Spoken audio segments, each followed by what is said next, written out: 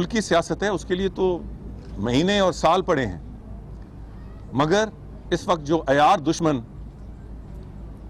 पाकिस्तान की तरफ मैली आंखों से देख रहा है, उसका रास्ता रोकने के लिए पहले मरहले में ये बहुत ज़रूरी है कि हम मुल्क के अंदर और मुल्क के बाहर ये बिल्कुल वाज़ह कर दें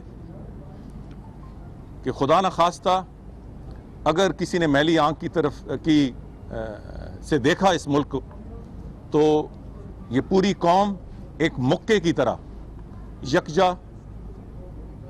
होगी और इंशाअल्लाह ताला हर मुश्किल का मुकाबला करेगी।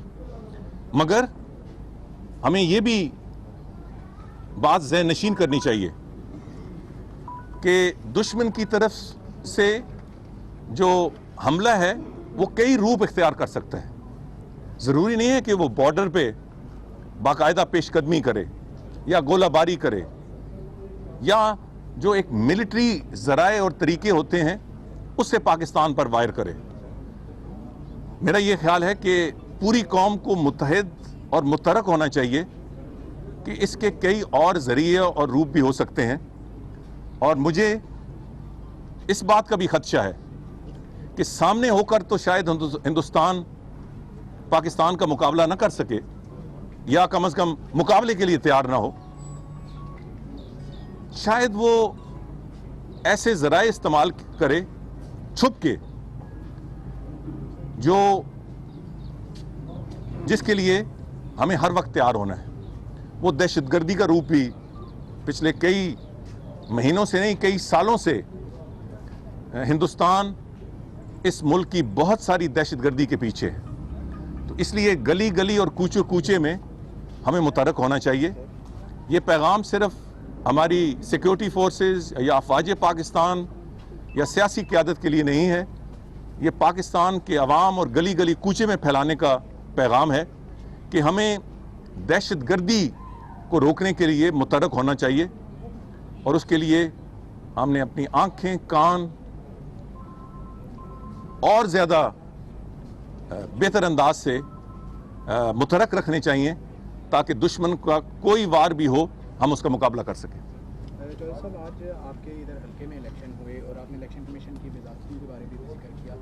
हर जगह ही हम देखते हैं कि फ़ौज को ही सिक्योरिटी की सूरत हाल पर भी आना होता है। आज भी यहाँ पे आप खुद वज़ीर दाखिला हैं, उसके बावजूद पुलिस की बजाय आर्मी ही आई और रेंजर्स साथ में आई।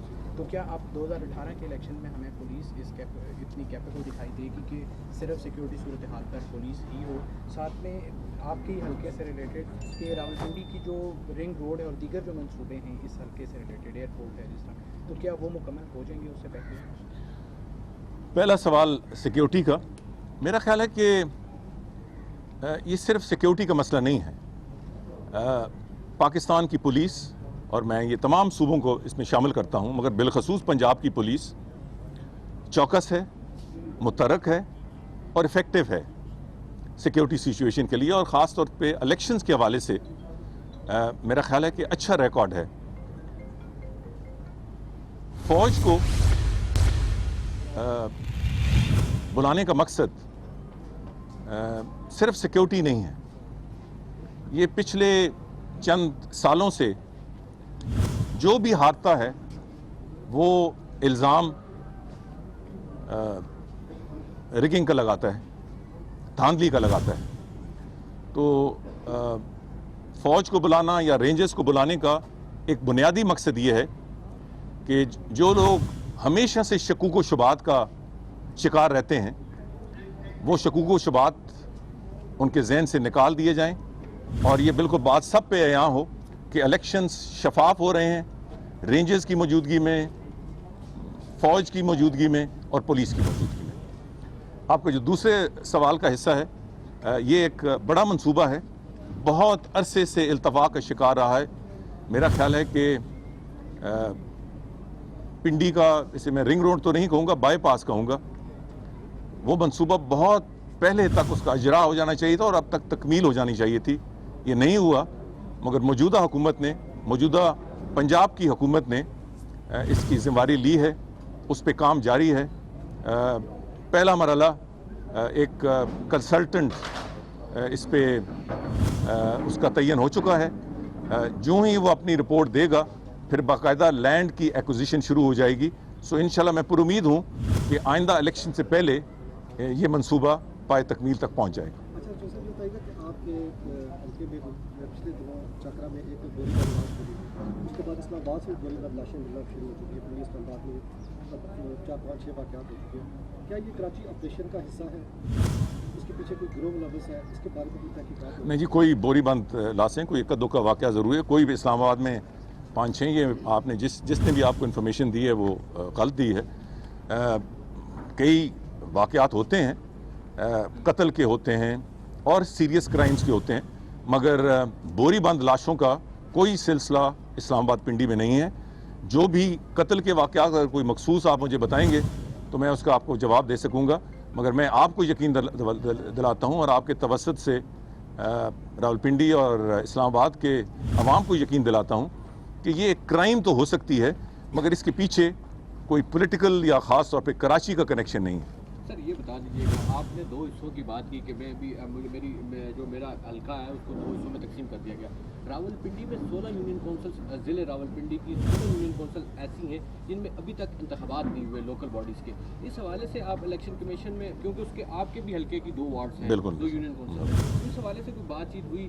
कोई आपके जो नुमाइंदे हैं जो वहाँ से इलेक्शन कंटेस्ट कर रहे हैं या पार्टी के लोग, आपसे कोई बातचीत और आपने इलेक्शन? नहीं, सब मुतरक हैं जी, हमारी पार्टी के लोग मुतरक हैं और इन तमाम जो हल्के हैं इनके लोग मुतरक हैं। वो जहाँ तक मुझे पता है वो केस कोर्ट में भी है, तो मेरा ख्याल है कि ये ज़रूरी है कि इस इलाके की नुमाइंदगी हो।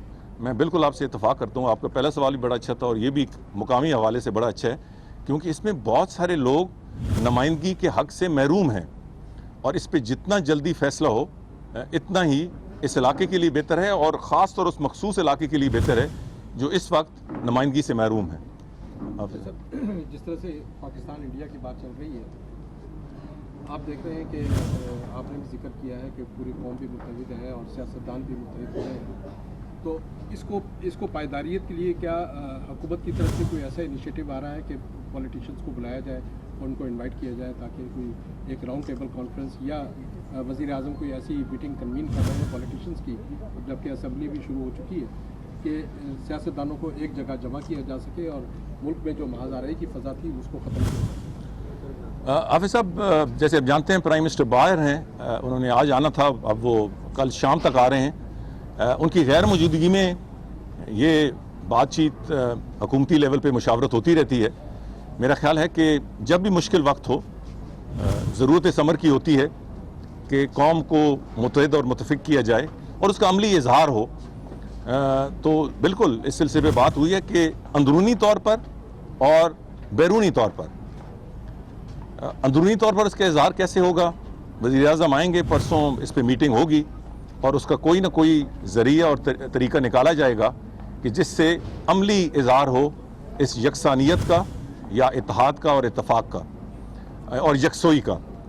इसके साथ साथ मेरा ख्याल है कि उन अपोजिशन पार्टीज़ को भी इस मौके पे सोचना चाहिए जो इस वक्त सड़कों पे हैं कि उनकी तरफ से एक वाज़ेह इजहार हो सकता है इस मुश्किल वक्त में यकसोई का, कि जब वो वक्ती तौर पर, हम नहीं कहते कि मुकम्मल तौर पे, ये कुछ लेट भी हो सकता है, कुछ मुअत्तल भी हो सकता है, अगले महीने हो सकता है, उससे अगले महीने हो सकता है, सो वो उसको एक तरफ रख के अपोजिशन और हुकूमत मिलकर एक ऐसी वाज़ेह पैगाम दे दुनिया को, मुल्क के अंदर और हमारे दुश्मनों को, कि पाकिस्तान के बारे में जिसके कोई गलत ख्यालात हैं, जिस मुल्क के भी गलत ख्यालात हैं, उनको ये पैगाम मिलना चाहिए पूरी कौम उन ऐसे अनासर का मुकाबला करने के लिए तैयार है।